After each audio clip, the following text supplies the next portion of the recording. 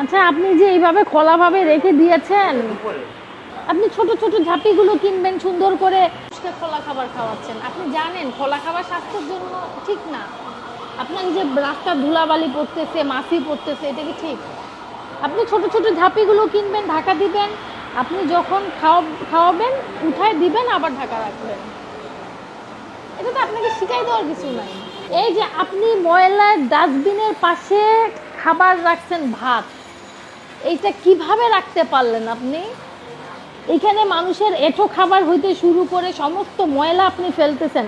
যখন ফেলতেছে ঠিক সময় আপনার ঢাকনাযুক্ত হইতে হবে। আর আপনি পাশে রাখছেন কিভাবে? এটা পাশে রাখছেন কিভাবে?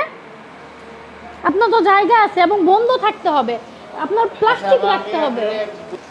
ওই যে মশলার কি ঢাকনি আছে? প্যাকেটটা বের করেন তো, আয়োডিন যুক্ত কিনা।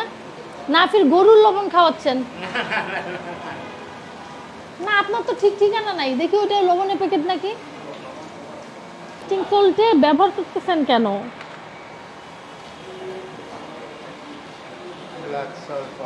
দেখি এটা, দেখি এটা কি? বাট লবণ। এটা কি কাজে ব্যবহার করেন? এটা ওই যে কালো ভুনা তৈরি করে। হ্যাঁ, কালো ভুনা তৈরি করে। এটা কি খাবারের যোগ্য? এটা কোথায় খাবারের যোগ্য? এটা তো বাংলাদেশি প্রোডাক্টই না, এটা বাংলাদেশি প্রোডাক্ট না। এখানে কি দেওয়া আছে?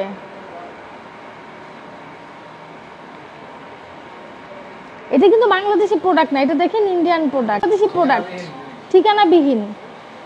এটা খাবারের যোগ্য কিনা আপনি কিভাবে জানেন? এই লবণ তো আমি প্রথম দেখলাম।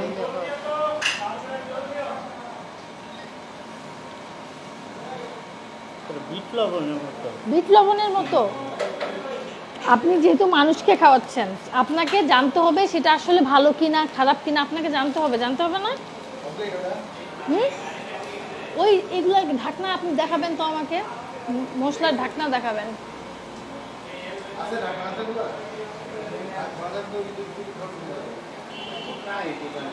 আপনার রাতে তেলাপোকা, টিকটিকি, বিভিন্ন জিনিস ঘোরাফেরা করে। আপনার পরিবেশ দেখেই বোঝা যাচ্ছে আপনার এখানে পোকামাকড় ঘোরাফেরা করবে, খাবারে ঢুকবে, বের হবে ইচ্ছা মতো, ওইটাই আপনি আবার খাবারে ব্যবহার করছেন।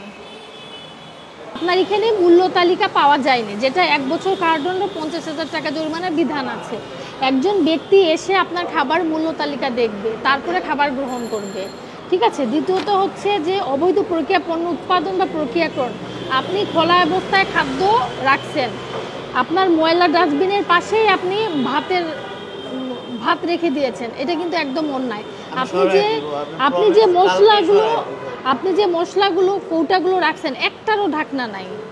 এগুলো সম্পর্কে আপনি জানেন, আমরা বহুবার অভিযান করেছি, বহুবার আমরা এই বিষয়ে জানাইছি আপনাদের। এই বিষয়ে আপনি সচেতন হচ্ছেন না।